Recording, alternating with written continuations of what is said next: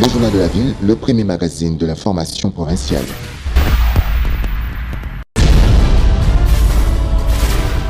Tout de suite, le journal.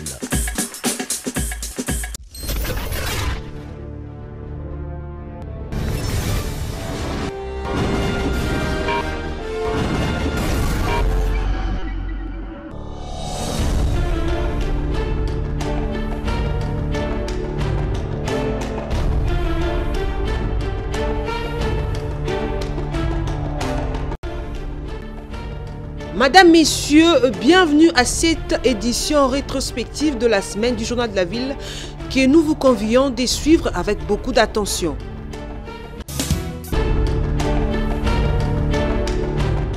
Le général d'armée Muhoozi Kainerugaba, chef des forces de défense du peuple ougandais, UPDF, et le lieutenant-général Banza Mouilambwe Jules, chef d'état-major général des forces armées de la République démocratique du Congo, ont signé ce vendredi 20 juin 2025 le mémorandum d'entente révisé sur les opérations conjointes Shuja contre les terroristes ADF-MTM. Le nouveau mémorandum d'entente, réactualisé en fonction de l'évolution actuelle de la situation sur le terrain, prévoit le renforcement des opérations contre les ADF sur le terrain et leur élargissement dans le territoire de Mombasa en Ituri. Ces opérations conjointes seront également étendues contre les groupes armés auteurs de l'insécurité dans la province de l'Ituri, plus particulièrement dans les territoires de Djougou, Irumu, Mahagi et Aru. Pour appuyer ces opérations, il a été décidé le maintien de l'équipe conjointe de renseignement. L'autre point inscrit dans le nouveau document est la sécurisation conjointe des travaux de réhabilitation de la route Kasindi-Beni-Butembo. Le communiqué final de cette rencontre, qui a été précédé de la réunion des experts, est présenté ici par le général-major Ilungampeko Edmond, chef d'état-major adjoint de la force terrestre des forces armées de la République démocratique du Congo.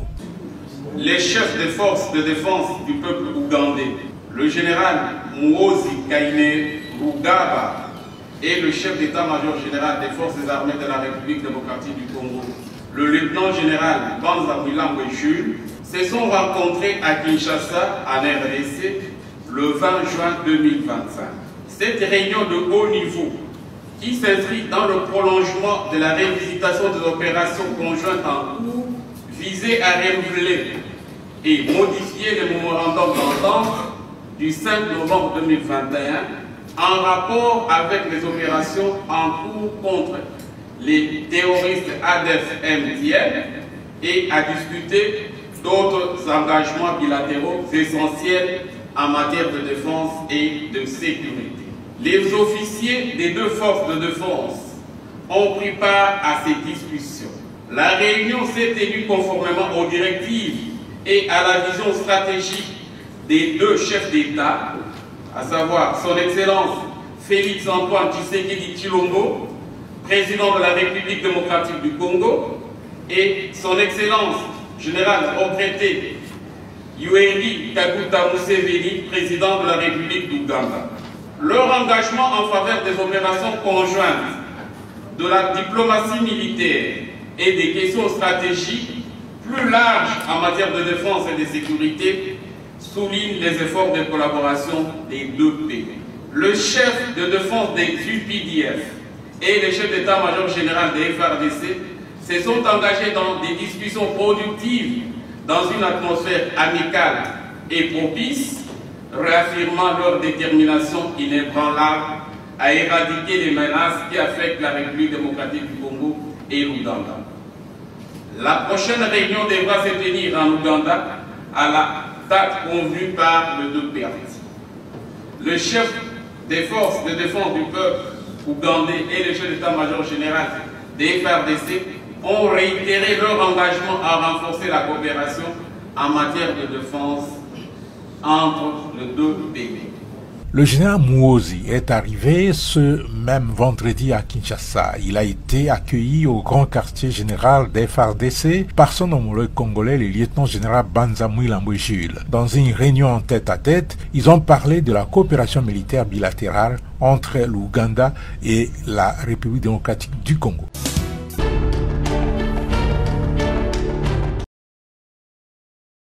Article 1er. Il est autorisé la demande aux fins de poursuite introduite par le procureur général après la Cour de cassation contre le ministre d'État, ministre de la Justice et garde des Sceaux, Constant Mutamba Tungunga. Article 2. Mise aux voix.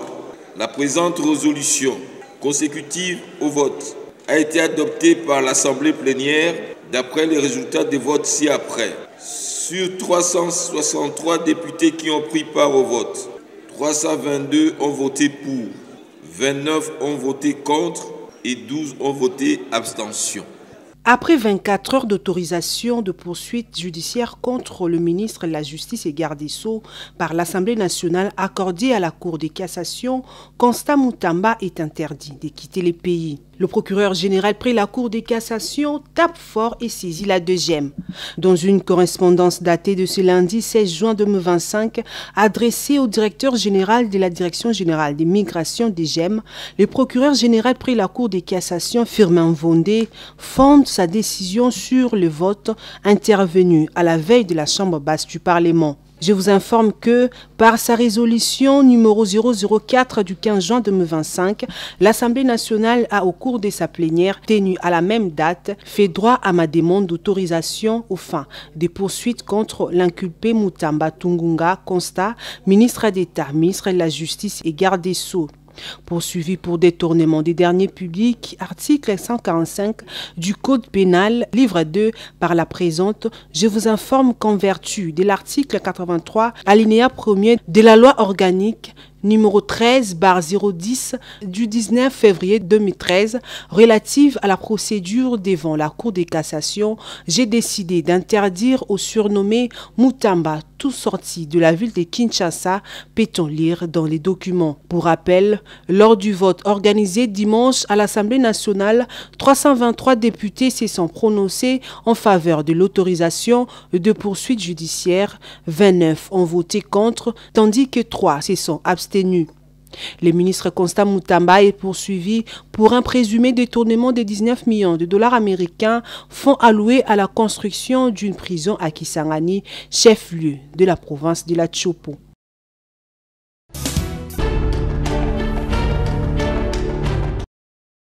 Situation à Moba, province du Tanganyika.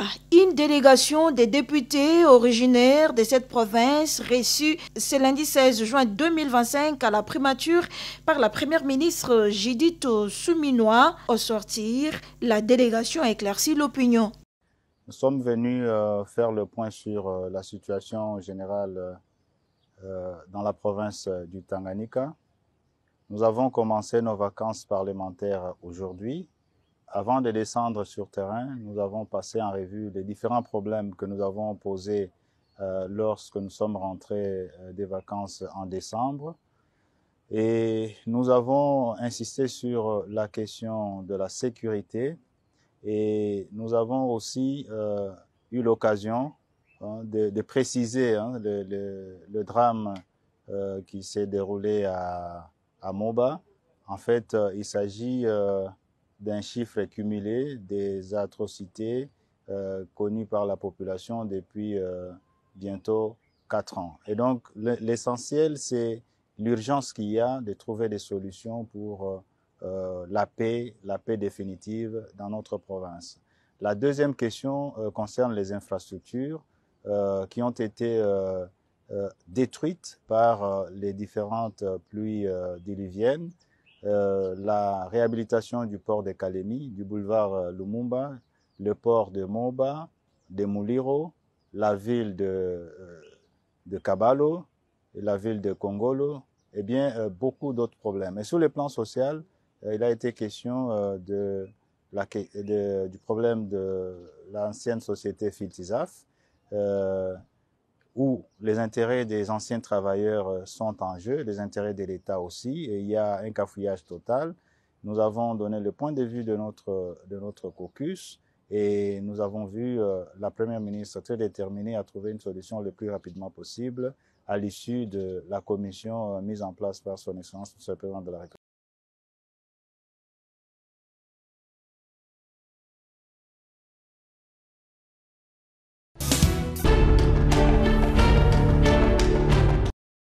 La République démocratique du Congo, RDC, avenir de la région de Grands Lacs africains, prospective d'une paix durable et mutuellement bénéfique à l'horizon 2040, c'est le titre de la note des plaidoyers des doyens de la société civile du Sud Kivu adressée au gouvernement américain autour de l'accord minerai-sécurité présenté à la presse et à l'opinion tant nationale et internationale à travers un point de presse organisé ce mercredi 18 juin 2025 au CEPAS à Gombe. Cette note s'adresse au gouvernement américain à travers M. Massad Boulos, conseiller du président Donald Trump pour l'Afrique, avec plusieurs ampliations, dont celle à son excellence Faure Sigbe, président du Togo et médiateur de l'Union africaine dans le conflit de l'Est de la RDC. Dans cette note d'une dizaine de pages, les doyens de la société civile du Sud Kivu ne jurent que sur la paix, rien que la paix. L'accord minerai contre la paix doit profiter au peuple congolais et son développement durable, insiste-t-il. L'importance de l'accord minerai contre la paix. La population congolaise de l'Est, Sud Kivu, Nord Kivu, Ituri, etc. et de l'Ouest, et nous voyons plus spécifiquement Kwamut, dans le Mayendombe, ne rêve que de la paix. Et rien que la paix. Une paix profonde, une paix durable. Contrairement à tous les autres accords de vente de minéraux précédemment signés et qui n'ont pas profité au peuple, celui-ci devrait être différent. Cet accord doit permettre de développer un plan Marshall pour la RDC afin de favoriser son redressement économique rapide après 3 décennies de destruction totale du fait des multiples guerres. Le Rwanda doit cesser également de tordre l'histoire et prendre tout le monde et le monde entier pour des irréfléchis, des amnésiques ou des imbéciles. Le Rwanda doit cesser ça. Et pour que l'accord minerai-sécurité soit véritablement opportunité de paix dans la région de Grands Lacs africains, les doyens de la société civile du Sud Kivu recommandent ce qui suit. Les USA devraient aider à la reconstruction de l'État congolais comme garantie d'un partenariat durable. Ouvrir le Rwanda à la démocratisation et au respect des droits humains. Envisager ces partenariats stratégiques sur le long terme et de manière systémique afin de promouvoir un développement général de la région des Grands Lacs. Soutenir l'application de la résolution 2713 adoptée à l'unanimité par le Conseil de sécurité des Nations Unies le 21 février dernier est une nécessité.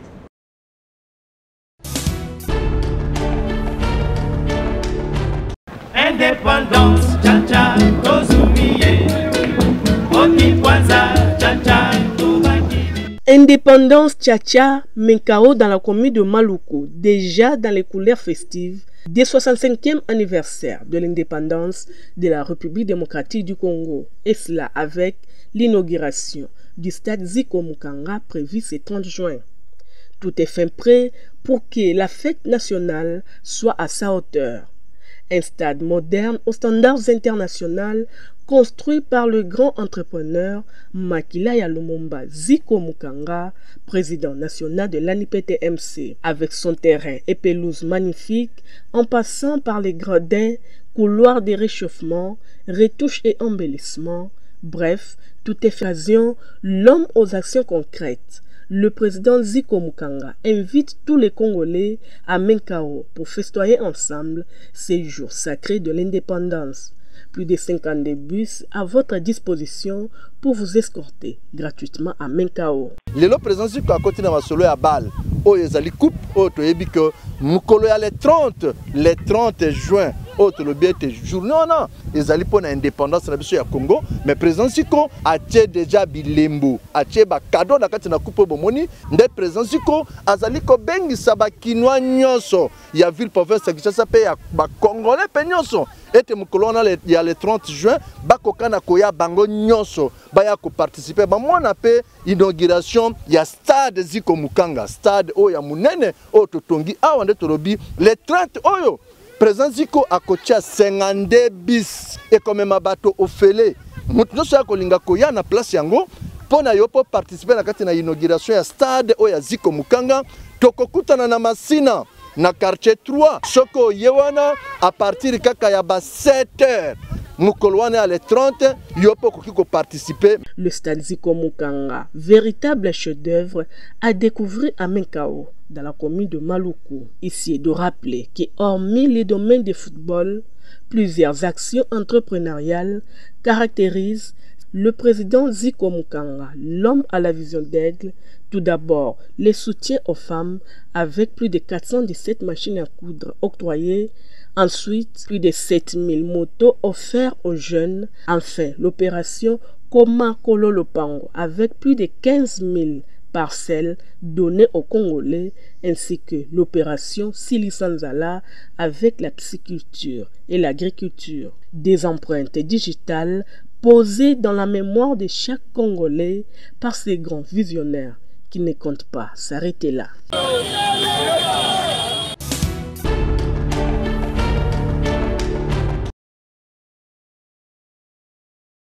Après 3 jours de négociations constructives sur l'intérêt politique, sécuritaire et économique, les équipes techniques de la République démocratique du Congo et du Rwanda ont paraphé ce mardi 18 juin 2025 à Washington, États-Unis d'Amérique, un texte de paix en présence de la sous-secrétaire d'État américaine aux affaires politiques, Alison O'Keefe. Cette avancée diplomatique s'inscrit dans la continuité de la déclaration des principes signée le 25 avril 2025, toujours à Washington, qui posait des bases du dialogue entre les deux voisins en crise.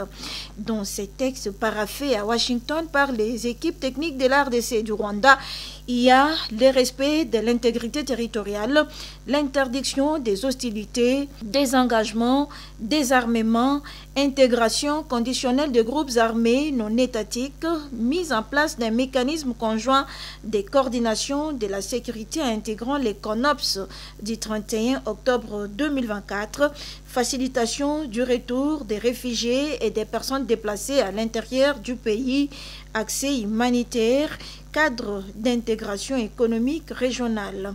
D'ailleurs, ce jeudi 19 juin, Massad Boulos s'est félicité de cette avancée historique dont la signature officielle le 27 juin 2025 pour la paix durable et la stabilité dans la région de Grand Lac.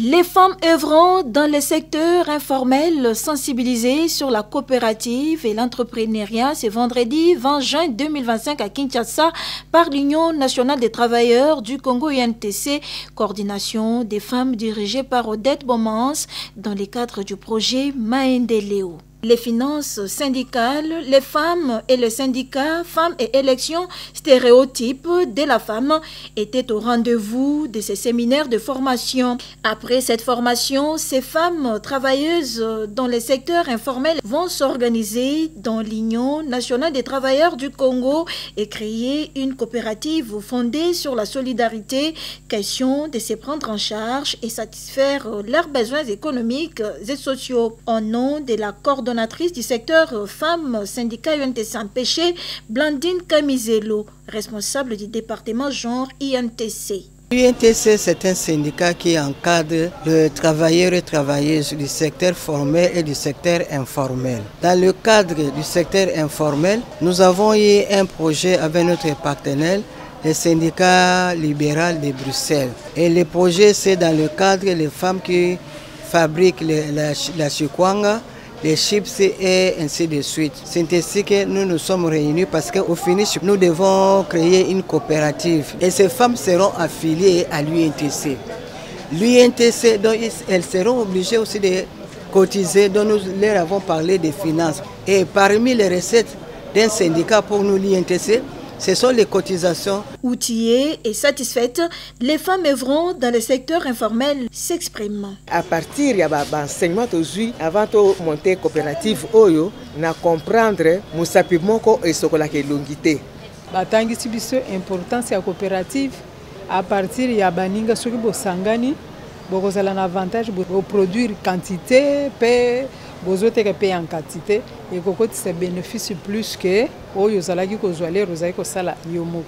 Désormais, elles vont vendre et économiser. Tozako sala musala des fois, o sala musala mo yo so dépenser ngo oyebi eloko osala yango te lelo nayebi économie so nateki bénéfice nanga nasaleli yango. Le projet Maendeleo est appuyé par le syndicat libéral de la Belgique, CGSLB, et financé par Wallonie-Bruxelles.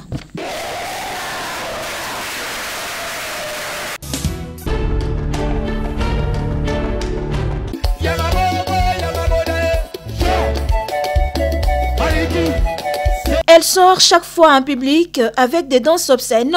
La femme en question est recherchée par le Conseil supérieur de l'audiovisuel et de la communication, CESAC, qu'il qualifie de dépravation des mœurs et des troubles publics. Vous avez vu, il y a une dame visiblement dérangée dans la tête. Et elle joue, elle danse une mélodie, une chanson tout aussi obscène qu'on l'appelle Magoda, quelque chose comme ça. Cette dame se livre dans des scandales extrêmement graves. Mais comment nous faisons pour mettre la main sur cette dame-là? Et nous la recherchons, nous n'arrivons même pas à mettre le nom sur son identité.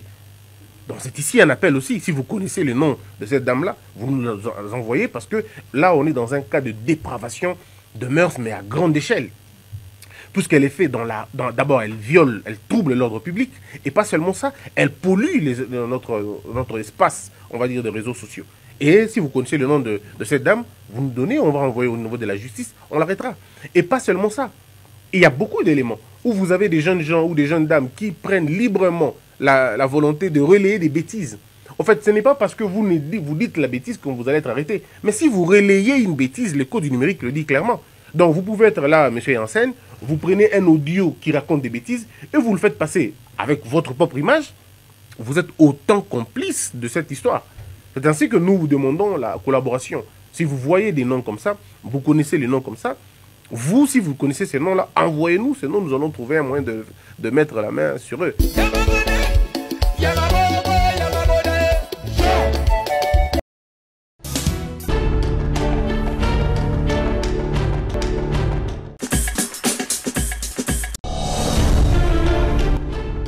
C'est par ici que s'achève cette édition rétrospective de la semaine. À toutes et à tous, merci de nous avoir suivis.